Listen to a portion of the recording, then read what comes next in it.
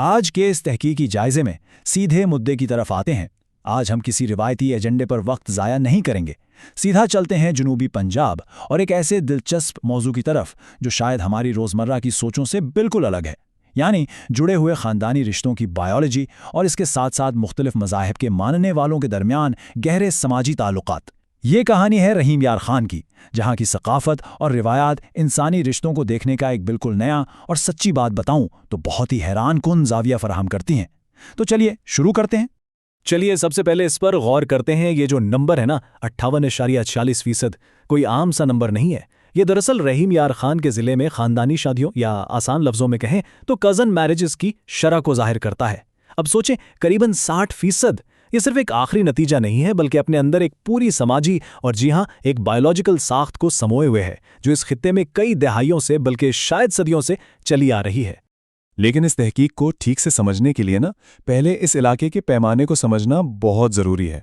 ہم 4.7 ملین یعنی 47 لاکھ انسانوں کی بات کر رہے ہیں۔ یہ ضلع زیادہ تر زرعی ہے۔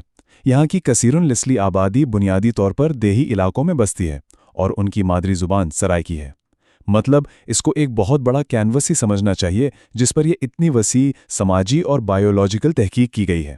اب ان معلومات میں جو چیز سب سے زیادہ دلچسپ ہے وہ یہ ہے کہ جب ہم رحیم یار خان کی مختلف تحصیلوں کا آپس میں موازنہ کرتے ہیں تو لیاقت پور اور صادق آباد جیسی تحصیلوں میں ان روایتی خاندانی شادیوں کی شرح حیران کن حد تک زیادہ نظر آتی ہے۔ لیاقت پور میں تو یہ ریٹ 68% تک جا پہنچتا ہے۔ یہ رجحان صاف بتاتا ہے کہ مقامی روایتیں یہاں کی مٹی میں کس قدر گہرائی تک جڑی ہوئی ہیں۔ اور اگر ان عوامل کی بات کی جائے تو ڈیٹا بالکل غیر جانبدارانہ طور پر دکھاتا ہے کہ کچھ مخصوص پہلو ان خاندانی رشتوں کو مضبوط کرنے میں بالکل ایک گلو یا گوند کا کام کرتے ہیں، جیسے کہ دیہی پس منظر، سرائکی زبان بولنے والے گھرانے اور وٹا سٹا یعنی خاندانوں کے درمیان آپس میں ایک دوسرے کے ہاں شادیوں کی روایت۔ یہاں تک کہ جن گھرانوں میں سرائکی زبان بولی جاتی ہے وہاں تو یہ شرح واقعی حیرت انگیز طور پر 75.4% تک پہنچ جاتی ہے۔ اس کے علاوہ تعلیم کی کمی یا محض مذہبی تعلیم تک محدود رہنا بھی اس شرح میں اضافے کا سبب بنتا نظر آتا ہے۔ خیر، یہ جو بایولوجیکل ساخت ہے اس کے نتیجے بھی کافی حیران کن نکلتے ہیں۔ اعداد و شمار سے پتہ چلتا ہے کہ خاندانی شادیوں میں مجموعی طور پر شرح پیدائش زیادہ ہوتی ہے اور زندہ پیدا ہونے والے بچوں کی اوسط بھی غیر خاندانی شادیوں کے مقابلے میں واقعی بلند ہے۔ ایک اور پوائنٹ جو نوٹ کرنے والا ہے وہ یہ کہ ان خاندانی شادیوں کے نتیجے میں بیٹوں کی پیدائش کی شرح نمایاں طور پر زیادہ دیکھی گئی ہے۔ لیکن ان سب حقائق کے باوجود ڈیٹا ایک ایسی عالمگیر حقیقت کی طرف اشارہ کرتا ہے جس کی توقع شاید عام طور پر نہ کی جائے۔ وہ کیا ہے؟ چلیے دیکھتے ہیں۔ اور یہ چارٹ اس بات کو نہایت خوبصورتی سے واضح کرتا ہے۔ اگر ہم اموات والے حصے کی طرف تھوڑا غور کریں تو یہاں ایک بالکل ہی حیران کن پہلو سامنے آتا ہے۔ عام تاثر یہی ہوتا ہے کہ کزن میرجز میں پیچیدگیاں زیادہ ہوں گی، لیکن ڈیٹا کے مطابق خاندانی اور غیر خاندانی شادیوں کے گروپس کے درمیان بچوں کی پیدائش سے پہلے یا بعد کی اموات اور بچوں کی بیماریوں کی شرح میں کوئی بہت بڑا یا نمایاں فرق نہیں پایا گیا۔ یہ طبی حوالے سے ایک انتہائی اہم مشاہدہ ہے۔ اب بایولوجیکل رشتوں کی اس گہرائی سے نکل کر ذرا معاشرے کے سماجی رشتوں کی طرف چلتے ہیں۔ یہ جو بات ابھی ہمارے سامنے آئی ہے یہ پوری کہانی خود ہی بیان کر دیتی ہے۔ دھکا بستی کے ایک مقامی ہندو رہائشی شاہد کے الفاظ ہیں: ہم سب مل کر چلتے ہیں، ایسی کوئی بات نہیں، نہ ہی کبھی کوئی مسئلہ ہوا ہے، ہم بھائیوں کی طرح رہتے ہیں۔ ان الفاظ سے صاف ظاہر ہوتا ہے کہ اس علاقے میں جڑاؤ صرف خون کے رشتوں تک محدود نہیں ہے بلکہ یہ محلے داروں کے درمیان ایک انتہائی گہرا سماجی بندھن کی شکل بھی اختیار کر چکا ہے۔ ڈھکا بستی، صادق آباد، ایک مقامی خاکہ۔ آئیے اب اس تحصیل کے بالکل گلی محلے کی سطح پر دیکھتے ہیں۔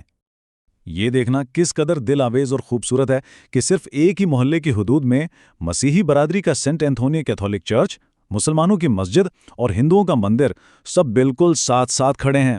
یہ لوگ نہ صرف ایک جگہ میں رہ رہے ہیں بلکہ اصل میں یہ اپنے تہوار جیسے کہ عید، دیوالی اور شیوراتری کی خوشیاں اور سب سے بڑھ کر اپنے کھانے بھی ایک دوسرے کے ساتھ بانٹتے ہیں۔ اور رہائش کے حوالے سے یہاں کوئی مذہبی تفریق نظر ہی نہیں آتی۔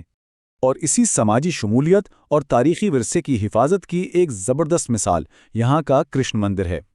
یہ تاریخی عبادت گاہ اس مخصوص علاقے میں آباد تقریباً 50 سے 60 ہندو گھرانوں کی مذہبی اور روحانی ضروریات پوری کرتی ہے۔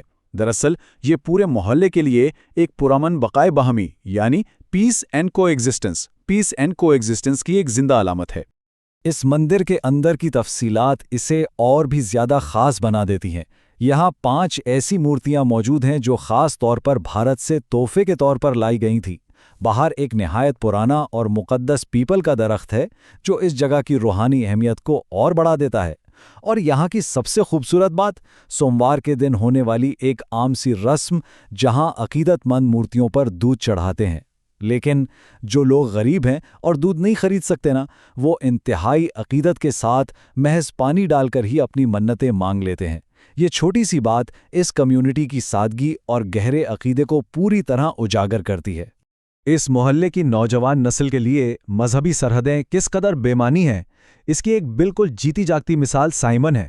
سائمن ایک مسیحی لڑکا ہے جس کے نام کا مطلب ہی مددگار ہے۔ وہ روزانہ بغیر کسی ہچکچاہٹ کے اپنے دن کا کچھ حصہ چرچ میں گزارتا ہے، کچھ وقت دوستوں کے ساتھ مسجد میں نماز ہوتے دیکھتا ہے، اور پھر کچھ وقت مندر کی دیواروں کے سائے میں صرف اپنے پڑوسیوں کے ساتھ وقت بتانے کے لیے چلا جاتا ہے۔ یہ بالکل ایک ثبوت ہے اس بات کا کہ محبت اور ہم آہنگی کی تعلیم کس خوبصورتی سے نسل در نسل منتقل ہو رہی ہے۔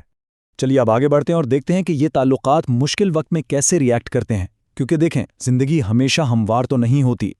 اگست 2021 میں جب یہاں ایک ہندو مندر میں توڑ پھوڑ کا افسوسناک واقعہ پیش آیا تو اس کمیونٹی کے سماجی بندھن کا ایک بہت بڑا امتحان ہوا۔